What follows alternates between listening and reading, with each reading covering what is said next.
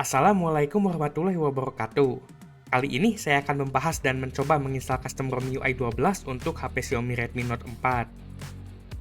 Xiaomi Redmi Note 4 Snapdragon atau MIDO adalah HP kelas menengah bawah yang dirilis Xiaomi di tahun 2017.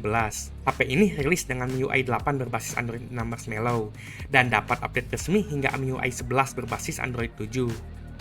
Namun, dengan custom ROM, HP ini bisa di-upgrade ke MIUI 12 berbasis Android 10. Dan di video ini saya akan memasang custom ROM tersebut dan melakukan sedikit review.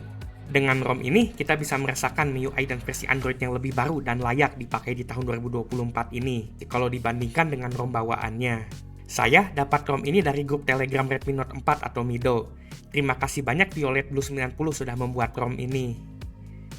Untuk cara installnya nggak jauh caranya sama kayak pas kemarin saya custom ROM HP ini.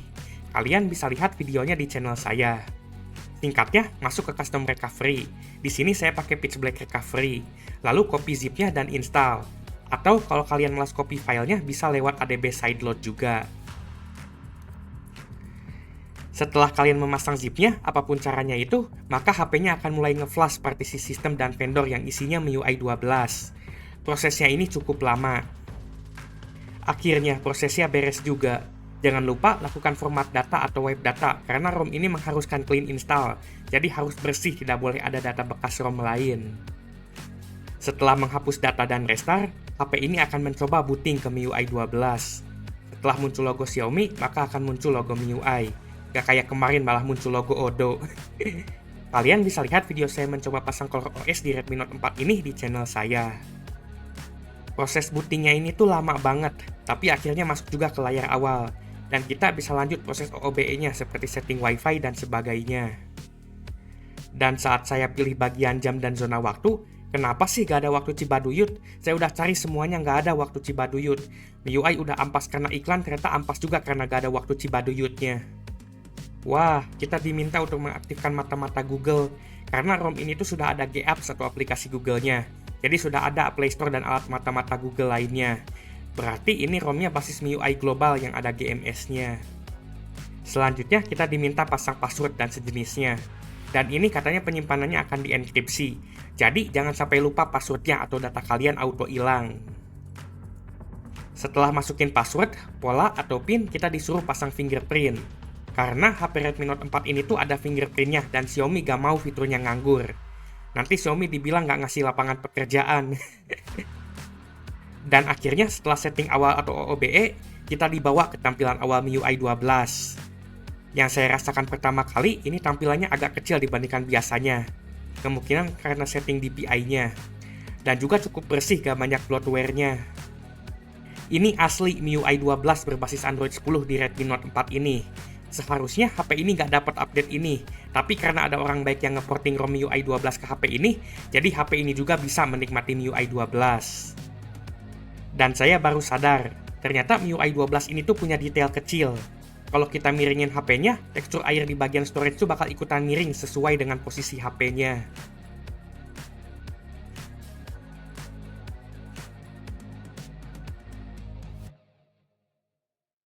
Ngomongin soal storage, ROM ini makan penyimpanan cukup kecil, cuman makan sekitar 7 GB.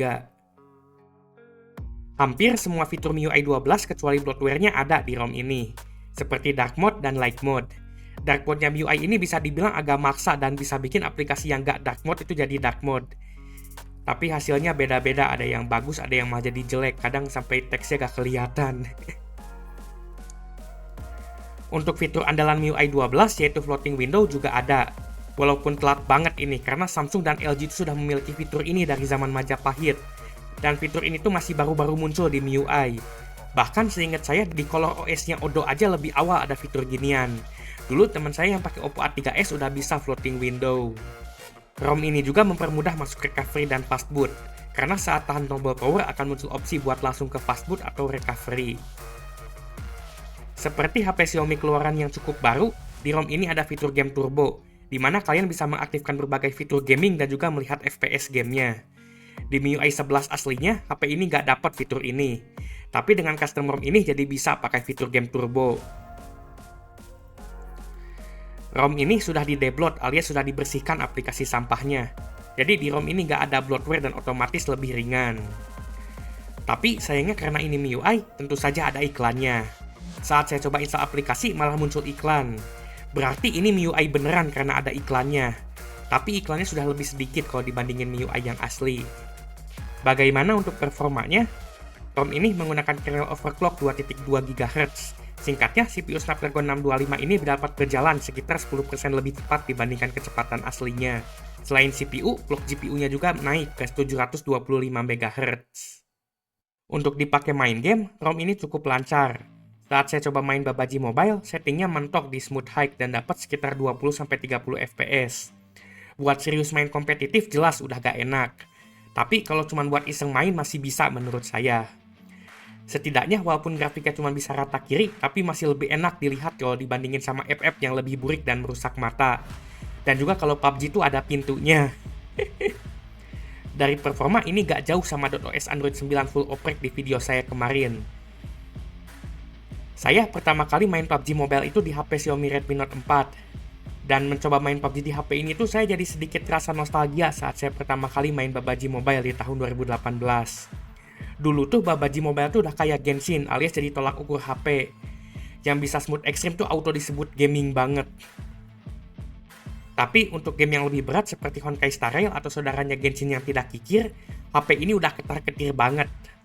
Sebenarnya menurut Play Store HP ini nggak support HSR, tapi saya paksa lewat download APK-nya langsung. Saat di layar awal aja udah kerasa banget nge-lag-nya, dan setelah masuk game sering banget yang namanya stuttering dan saya tuh cuma dapat sekitar 10-15 FPS. Ini pakai set rata kiri dan ini tuh bottleneck-nya ada di GPU-nya, karena GPU Adreno 506-nya itu kurang kuat. Tapi untungnya game ini ngantuk karena turn-based. Jadi kalau kalian ekstra kesabar seperti Sonic, sebenarnya masih bisa main HSR di HP ini. Salah satu kelebihan game turn-based seperti ini, walaupun nge-lag masih bisa ditolerir. Tidak seperti game 4No yang kalau nge-lag itu bener-bener kerasa gak enak. Tapi tetap aja, main HSR di HP ini tuh gak nyaman banget. Selain itu, internal HP ini juga langsung habis dan muncul notifikasi penyimpanan penuh. Setelah saya pasang game ini. Dan pas bagian cutscene yang berat, aplikasinya malah hang hingga force close. Singkatnya, main HSR di HP ini tuh terlalu maksa banget. Bisa sih bisa, tapi sangat tidak direkomendasikan. Untuk Genshin nggak saya coba karena internalnya yang nggak muat. Selain itu, developernya juga sangat kikir dan pelit. Dan untuk skor Antutu, HP ini mendapatkan skor sekitar 160.000. Skornya standar sesuai kemampuan HP ini dan gak tahu kenapa malah lebih besar daripada custom ROM full oprek di video kemarin. Yang saya rasakan selama pakai ROM MIUI 12 ini, ROM-nya cukup stabil, ringan, dan juga jarang crash atau bug saat saya pakai. Tidak seperti MIUI asli beneran buatan Xiaomi yang berat dan beriklan dan banyak bugnya. Kok bisa ya ROM buatan orang biasa dan komunitas lebih bagus daripada buatan perusahaan besar macam Xiaomi? Apakah custom ROM MIUI 12 berbasis Android 10 untuk Xiaomi Redmi Note 4 ini worth dipakai? Menurut saya, ROM ini cocok jika kalian suka sama MIUI-nya Xiaomi. Kalau saya sih gak suka bahkan benci sama MIUI. ROM ini berbasis Android 10 yang cukup jadul tapi masih cukup baru juga. Kalau kalian suka Android yang lebih jadul sebelum buka folder data dipersulit, mungkin bakal lebih suka pakai ROM berbasis Android 10 seperti ROM ini. ROM ini cocok buat kalian yang suka MIUI dan Android 10 yang agak jadul. Dan jika kalian masuk kriteria tersebut, kalian harusnya bakal puas banget sama ROM ini. Saya bisa menjelaskan ROM ini pakai satu kalimat. ROM ini adalah MIUI tapi keampasannya sudah dihilangkan. Itu saja sekian dari video review custom ROM ini. Semoga video ini bermanfaat.